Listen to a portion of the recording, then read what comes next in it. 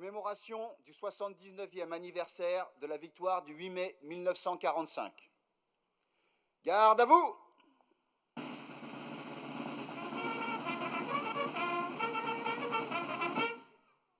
Levée des couleurs.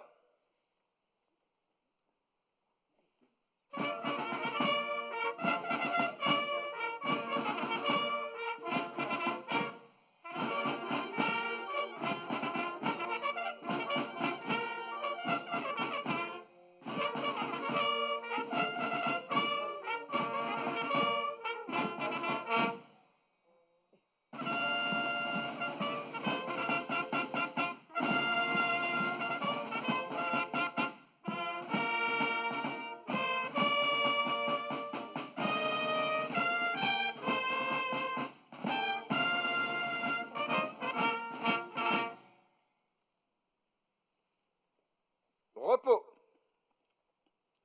Lecture d'un texte de Missak Manoukian à Méliné par les enfants du CME.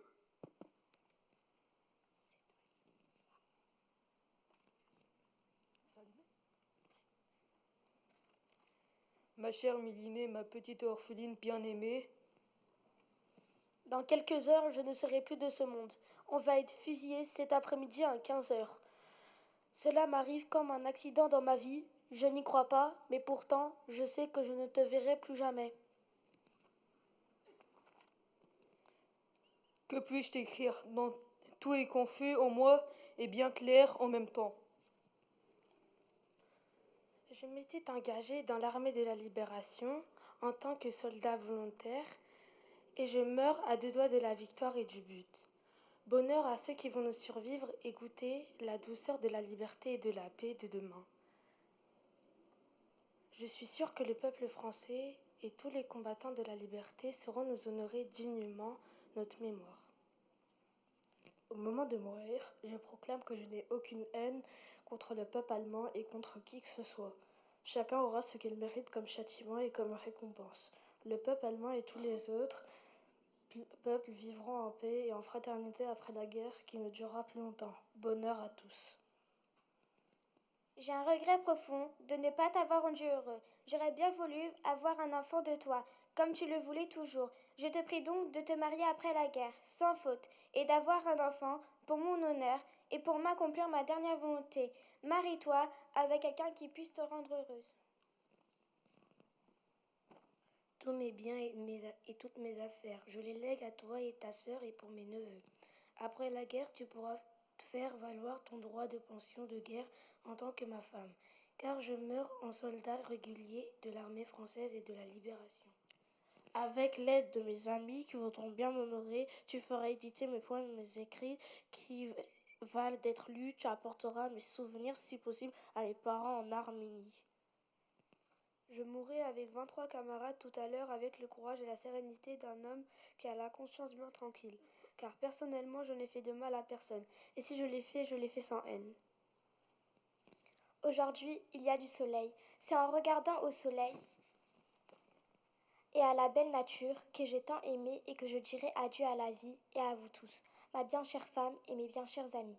Je pardonne à tous ceux qui m'ont fait du mal ou qui ont voulu me faire du mal, sauf à celui qui nous a trahis pour racheter sa peau et à ceux qui nous ont vendus. Je t'embrasse bien bien fort, ainsi que ta sœur et tous les amis qui me connaissent de loin ou de près. Je vous serre tous sur mon cœur. Adieu, ton ami, ton camarade, ton mari. PS, j'ai 15 000 francs dans la valise de la rue de Plaisance. Si tu peux les prendre, rends mes dettes et donne le reste à Armen. Missak Manoukian.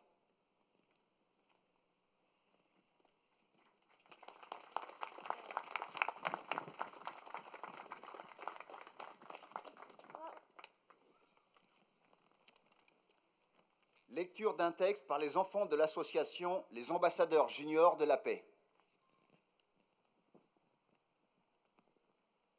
Aux patriotes, à ceux qui sont morts, martyrs de la plus juste cause. Tu parleras, je dois me taire, et rien ne me fera fléchir. Vous pouvez me jeter à terre, vous pouvez me faire souffrir, je saurai sourire quand même.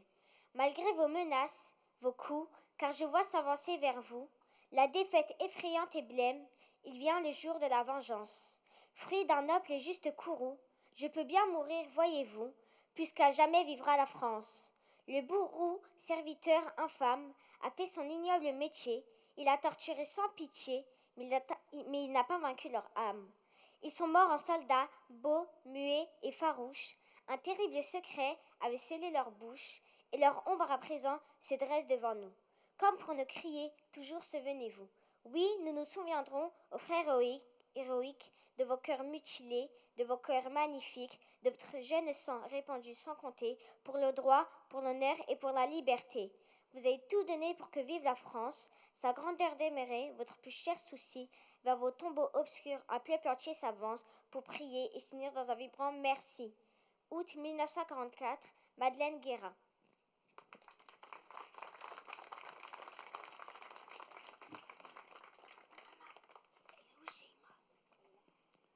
Lecture d'un texte du président national de l'UNC. 8 mai 2024, commémoration de la victoire du 8 mai 45. 8 mai 1944, il y a 80 ans, de nombreuses parties de l'Empire français ont été libérées. Alger est la capitale provisoire de la France. En métropole, la résistance s'organise. Sur le front de l'Est, les troupes russes ont pris l'ascendant.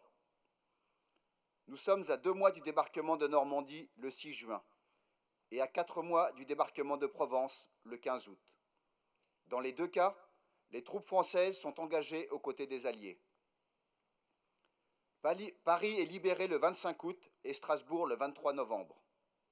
Le 8 mai 1945, un an après, la guerre prend fin en Europe. En cette année mémorielle 2024, rendons un hommage appuyé à toutes celles et ceux, Français et Alliés, qui ont souffert et donné leur vie pour que notre pays se relève. Ne manquons pas de le faire, à notre humble niveau, dans chacune de nos communes, dans les sites mémoriels et cimetières militaires situés sur les itinéraires suivis par les forces alliées en direction du Rhin. N'oublions pas les populations civiles déplacées, les victimes des bombardements, des représailles et des exactions. N'oublions pas les combattants de la résistance, harcelant ou fixant les troupes ennemies en phase de repli. Transmettons à nos jeunes cette mémoire d'un sursaut et d'un engagement de Françaises et de Français, souvent anonymes et oubliés. Contribuons à renforcer les forces morales de notre pays, meilleur moyen de défense face à l'adversité, d'où qu'elle vienne.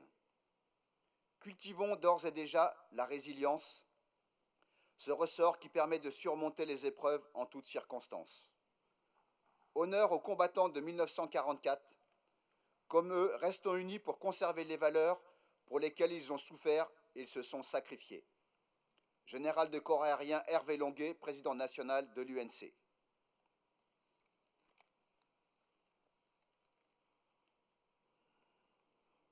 Garde à vous!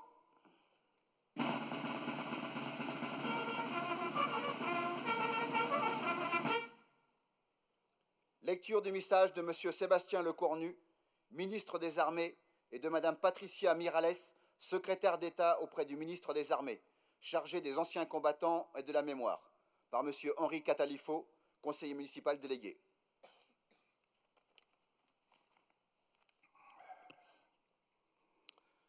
Il y a 79 ans, à Berlin, la France surmontait les tranches défaites de 8 mai 1940 et l'esprit de collaboration. Le 8 mai 1945, l'Allemagne nazie capitulait, le fracas des armes se taisait en Europe. Ce jour-là, il faisait chaud sur la France comme dans le cœur des Français lorsqu'ils ont appris la nouvelle. La guerre est gagnée, voici la victoire. Ces quelques mots, prononcés par la voix du général de Gaulle, qui depuis le 18 juin 1940 avait poursuivi le combat, ont résonné dans le pays et bien au-delà. La délivrance est là. Et, en même temps que les larmes de joie, la douleur fait briller les yeux des Françaises et des Français. Car la victoire, si heureuse soit-elle, n'efface ni la guerre qui a eu lieu, ni ses ravages et ni ses morts. Des ruines de Rennes et de Saint-Lô, aux plages de Normandie et de Provence, d'Oradour-sur-Glane aux monuments aux morts, sur lesquels on gravera bientôt des noms nouveaux. C'est dans un silence de mort que résonnent les premiers cris de la libération. Dans le silence des murs d'Isieux et de celui de toutes les maisons dont les habitants furent assassinés. Le 8 mai 1945, dans un élan collectif, chacun pleure les morts et salue ceux qui ont combattu. 79 ans après, réunis devant nos monuments aux morts, nous leur rendons un même hommage. Nous nous souvenons de ceux de 40 et de leurs efforts héroïques à Montcornet, à Saumur, à Narvik ou dans les Alpes. Nous nous souvenons des hommes et des femmes qui ont refusé d'abandonner la patrie à ceux qui l'avaient occupée et à ceux qui l'avaient trahi. Résistants, ils s'étaient engagés sans calcul, sans garantie, mais résolus à vivre libres ou à mourir. Nous nous souvenons des combattants des forces françaises libres venant de France, d'Afrique, des Outre-mer et d'ailleurs. Ils étaient soldats, légionnaires, aviateurs, tirailleurs, marsouins ou marins. Ils sont arrivés sur les plages de Normandie et de Provence après les glorieux combats de Bir Hakeim, de Koufra, dans les sables des déserts d'Afrique et du Levant, à Monte Cassino. Ils débarquaient en France, guidés par la liberté qu'ils aimaient plus que leur propre vie. Ils se sont battus et n'ont jamais plié. Nous nous souvenons du soutien décisif de nos alliés d'alors, de ces combattants partis à l'assaut de l'ennemi, côte à côte avec les Français libres, de ces millions d'hommes et de femmes qui se sont unis pour hâter la victoire. Nous nous souvenons également de toutes les victimes civiles qui payèrent un immense tribut. Elles trouvèrent la mort dans les exactions de l'occupant ou les bombardements de l'invasion ou de la libération. Nous nous souvenons des victimes de la déportation politique et raciale dans les camps de concentration et dans les camps de la mort. Nous nous souvenons des juifs, tziganes, homosexuels, handicapés physiques ou mentaux, haïs et assassinés simplement parce qu'un jour ils étaient nés. Nous nous souvenons aussi de ces Français et de ces Françaises d'Alsace ou de Moselle, enrôlés malgré eux dans l'armée de l'occupant, sous un drapeau qui n'était pas le leur. Il y a 79 ans, la France et l'Europe avaient perdu leur innocence. Et c'est avec la conscience grave du passé que chacun se mit à imaginer les jours heureux. Avant même la fin de la guerre, de nouveaux défis se faisaient jour, de nouvelles ambitions aussi. Une ambition politique, partagée par toutes les forces qui avaient contribué à la libération et qui, rassemblées autour du général de Gaulle, avaient formé un gouvernement provisoire. L'ambition de l'établissement de la démocratie la plus large, car les peuples avaient compris, par les armes et par le sang versé, que le nationalisme est un fusil chargé. Tous pressentaient déjà que la construction européenne serait nécessaire au salut de l'Europe. Une ambition sociale, celle de la sécurité sociale, du droit au travail, de la sécurité de l'emploi. Celle qui a donné à tous les enfants la possibilité de bénéficier de l'instruction et d'accéder à la culture pour que soit ainsi promue une élite non de naissance mais de mérite. Une ambition économique qui, ne se limitant pas à la reconstruction, a offert à notre pays les moyens de son indépendance et de sa prospérité. De la guerre, du 8 mai 1945, nous avons conservé une mémoire. Celle-ci s'est nourrie de l'histoire des combats de la France libre et de la résistance, comme de celle de la déportation et de la collaboration. Cette mémoire est notre héritage autant qu'une leçon. Depuis 79 ans, Nous ne l'avons pas oubliée. Pour toujours, elle nous anime. Vive la République, vive la France.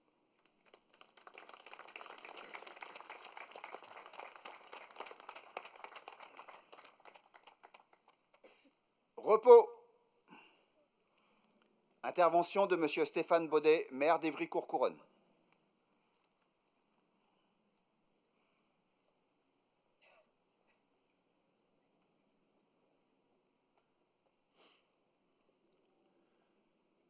Chers amis, chers enfants du Conseil municipal des enfants, chers ambassadeurs juniors de la paix, merci de ces 3 lectures.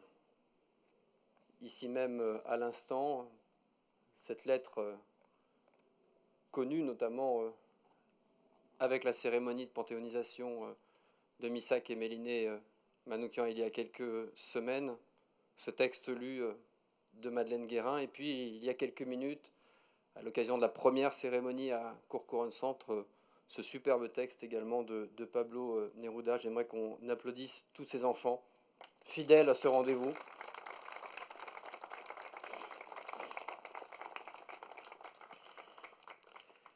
Chers amis, les années s'empilent sur la mémoire, les anniversaires voient disparaître les acteurs et les témoins.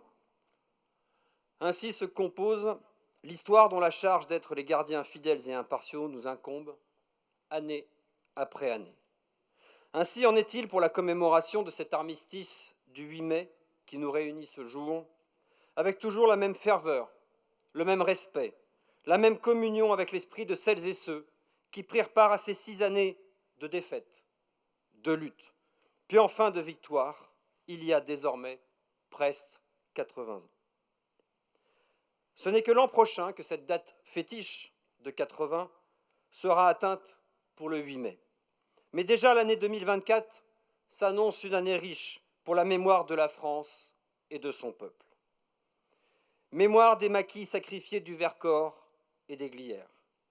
Mémoire des 2 débarquements en Normandie et en Provence. Mémoire de la libération de notre capitale. Mémoire de la reconstruction de notre République. Mémoire de l'instauration du programme du Conseil national de la résistance, les jours heureux. Et puis mémoire de ce 21 avril 1944 qui voit les femmes de France obtenir enfin le droit de vote.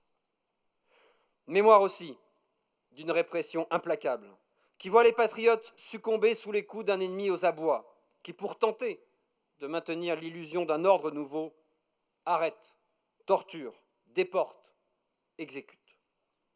Mémoire sur fond de nuit et brouillard, des convois de la déportation vers les camps d'extermination dont la révélation s'inscrit dans l'histoire, avec la libération le 22 juillet 1944 par l'armée rouge du camp de Majdanek. Je nous invite, mes chers amis, quotidiennement tout au long de cette année, à jeter un regard dans le rétroviseur de notre histoire, tant 1944 est chargé d'émotions, de symboles et d'espoir.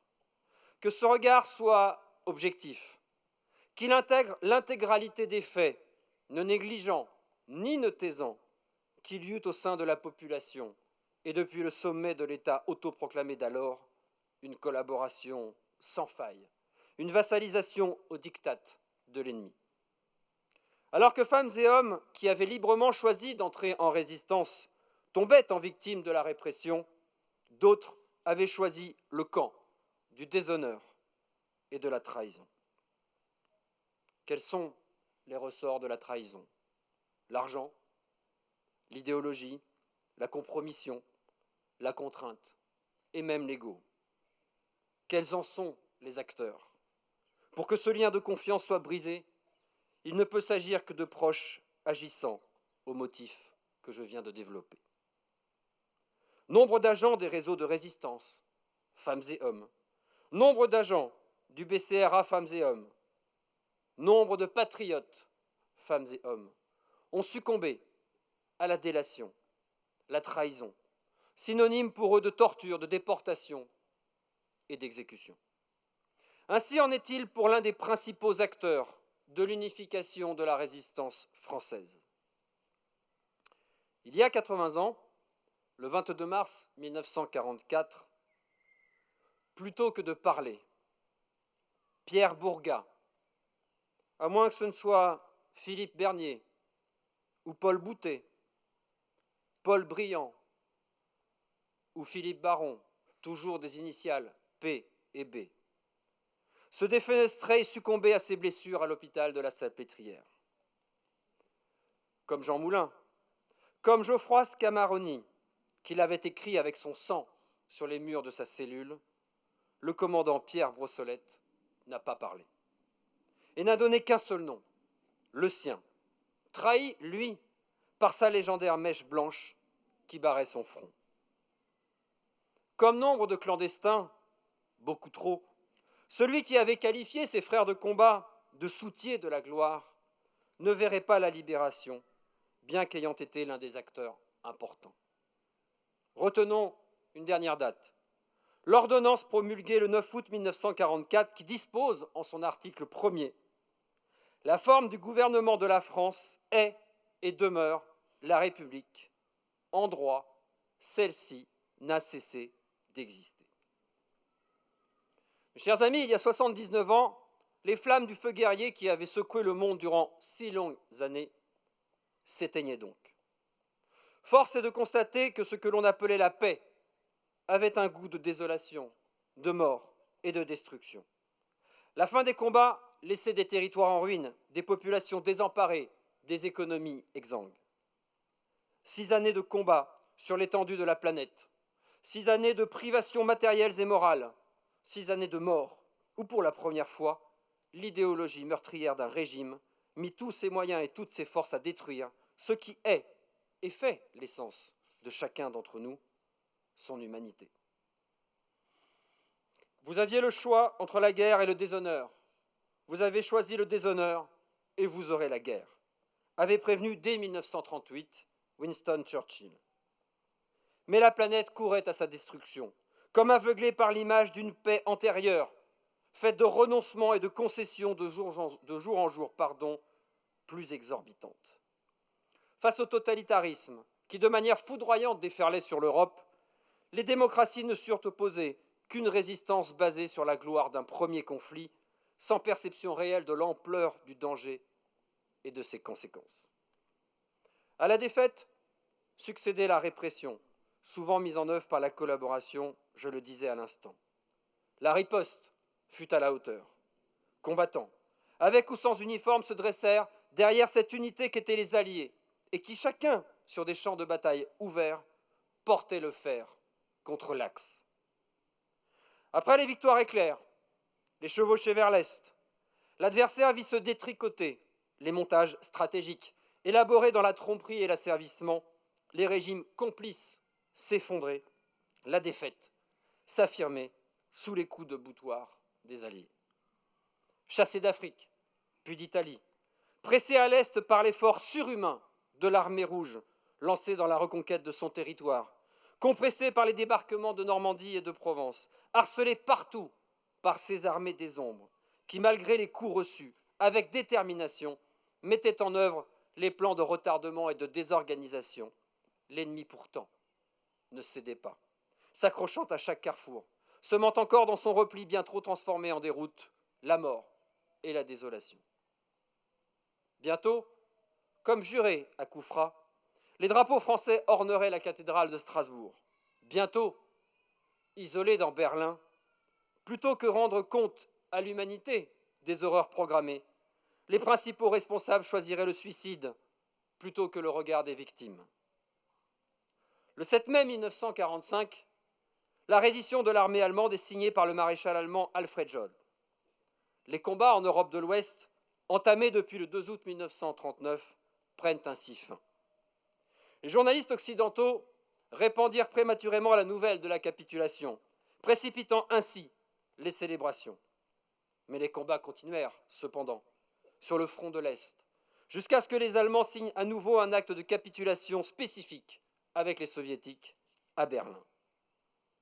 Peu avant minuit donc, le 8 mai, une seconde reddition sans condition fut signée dans la banlieue est de Berlin. Les représentants de l'URSS, de la Grande-Bretagne, de la France et des États-Unis arrivèrent peu avant minuit. Après que le maréchal Georgi Zhukov eut ouvert la cérémonie, les représentants du haut commandement allemand, emmenés par le maréchal Wilhelm Kettel, furent invités à signer un acte de capitulation entrant en vigueur à 23h01. Il faudra évidemment attendre la capitulation officielle du Japon, le 2 septembre 1945, lorsque le ministre des Affaires étrangères, Mamoru Shigemitsu, signe les articles de la reddition des forces japonaises sur le pont de l'USS Missouri dans la baie de Tokyo pour que la Seconde Guerre mondiale prenne fin. Jean Delatte de Tassigny, Philippe Leclerc de Haute-Cloque, généraux qui avaient mené les armées au rang des vainqueurs au nom de la France, paraphaient les traités. Alphonse Juin et Marie-Pierre Koenig les rejoindront dans le maréchalat concédé par la République à ses soldats. À l'heure de la capitulation de l'Allemagne, chacun a sa part dans la mission du maréchal de Lattre, tout comme chacun en aura sa part lorsqu'à Nuremberg, le monde enfin libre jugera les coupables de ce tremblement mondial. Militaires, résistants, maquisards, fusillés, déportés du travail, déportés politiques, déportés raciaux, morts sur les champs de bataille, sous la torture, de faim et de privation, d'extermination de masse, familles dispersées et anéanties, composent l'encre de ce paraphe du 8 mai 1945. Comme chacun doit avoir sa part dans la reconstruction, à la fois du pays et de la nation. Ces deux signatures valident de manière prophétique ce que Charles de Gaulle annonçait dans la péroraison de son intervention radiophonique le 18 juin 1940. Je le cite. « Mais le dernier mot est-il dit? L'espérance doit-elle disparaître? La défaite est-elle définitive? Non. Les mêmes moyens qui nous ont vaincus peuvent faire venir un jour la victoire. Foudroyés aujourd'hui par la force mécanique, nous pourrons vaincre dans l'avenir par une force mécanique supérieure. Le destin du monde est là. » Du mois de septembre 1939 au mois de septembre 1945, un conflit d'une ampleur inégalée enflamma le monde. Aucun des 5 continents ne fut épargné par la folie guerrière, qui prit le pas sur la lente reconstruction d'un monde qui avait déjà eu à subir les affres d'un premier conflit entre 1914 et 1918. Les rancœurs, les frustrations, liées aux différents traités signés en 1919, favorisèrent l'expansionnisme et l'hégémonie de régimes autoritaires sur fond de revanche et de reconquête. Ce conflit, première guerre ouvertement idéologique, devait dans le paysage du monde laisser des traces profondes, dont certaines cicatrices sont aujourd'hui encore à vif. 100 millions de combattants furent impliqués. 61 nations s'engagèrent sur un champ de bataille de plus de 22 millions de kilomètres carrés. 62 millions de personnes y trouvèrent la mort, en large majorité des civils. La mobilisation fut totale dans les deux camps. Les ressources économiques, humaines, scientifiques furent mobilisées à l'extrême dans chacun des camps.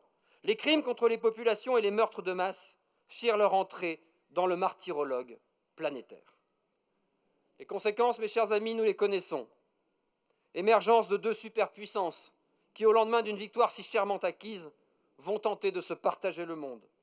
Un affaiblissement de l'Europe, une économie ravagée, des pays dévastés, des millions de déplacés au gré de la nouvelle répartition territoriale. Le 8 mai 1945 marque la fin du conflit en Europe. Le 8 mai 1945 marque également le début d'un monde où tout est à réinventer.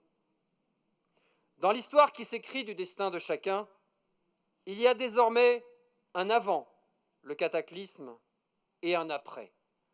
Avec Yalta et Potsdam se dessinent des formes nouvelles de dessin collectif. Mes chers amis, l'avant, nous l'étudions. L'après, il nous appartient de continuer à le bâtir, surtout dans ce monde où peu à peu des blocs se refondent, surtout lorsque la paix, chahutée en bien des théâtres, montre d'inquiétants signes de faiblesse. Aujourd'hui, Notre reconnaissance va vers celles et ceux dont l'engagement, jusqu'au sacrifice, au service des valeurs qui fondent notre République, liberté, égalité, fraternité, sur se lever, avec ou sans uniforme, contre cette déshumanisation. Vers eux vont notre gratitude, aux témoins, aux acteurs, à toutes les victimes de cette monstrueuse machine de destruction. Anonymes ou célèbres, de toutes origines, nous honorons aussi nos concitoyens, dont les noms fleurissent sur nos places et nos rues, qui surent inscrire notre ville dans le cortège de la victoire et de la libération. Vive la République, vive la France.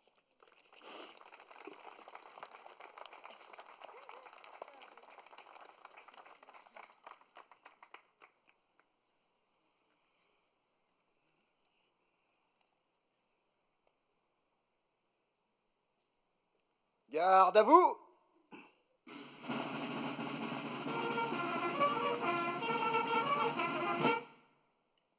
Dépôt des gerbes.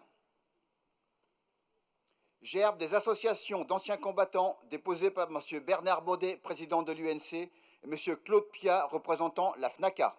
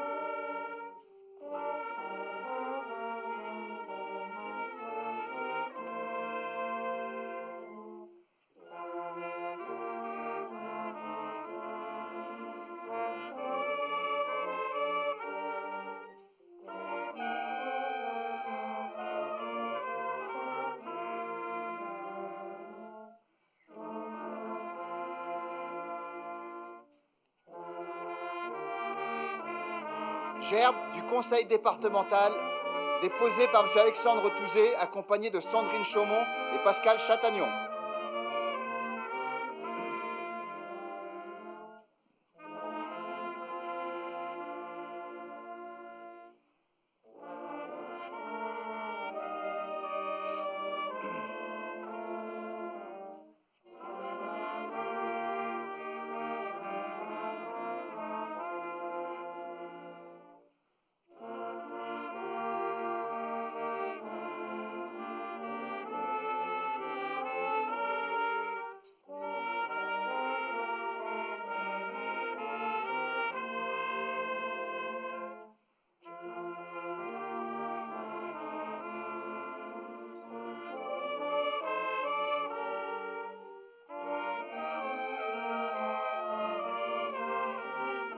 Gerbe de Madame Farida Amrani, députée de l'Essonne.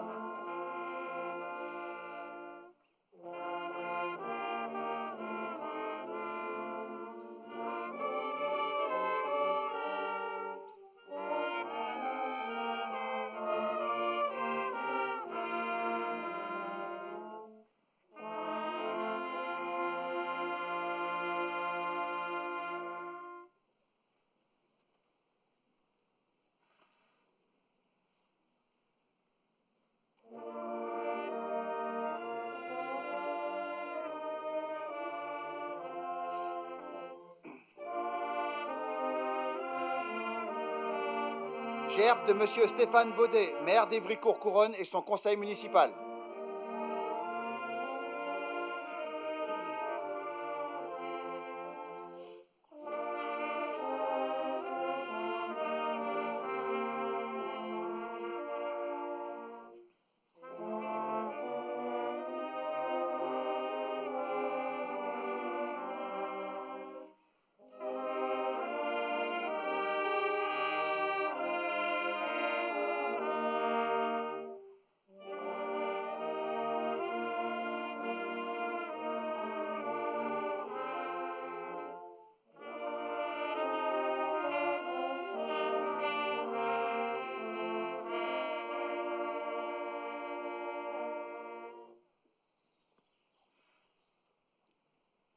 Sonnerie aux morts.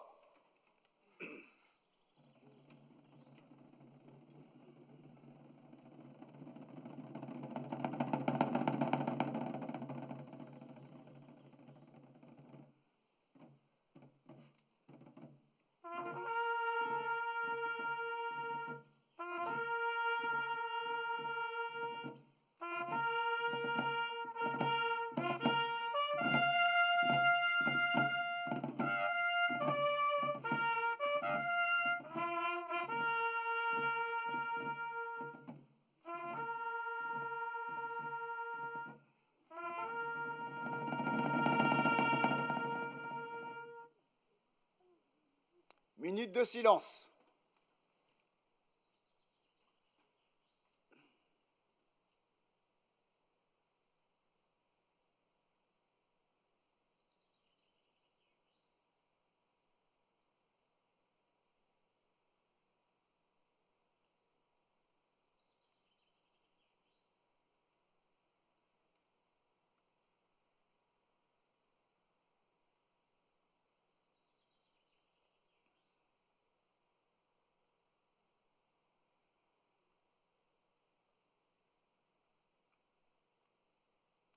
La Marseillaise.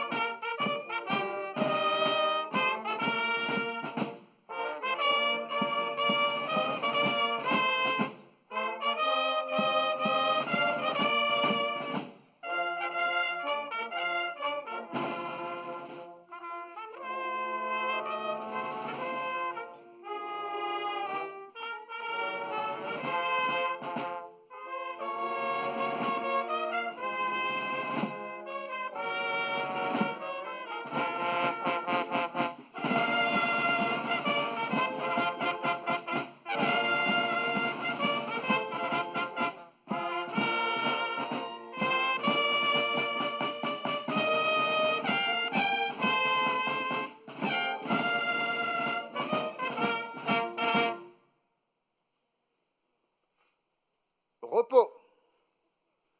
Fin de la cérémonie, les autorités vont saluer les porte-drapeaux.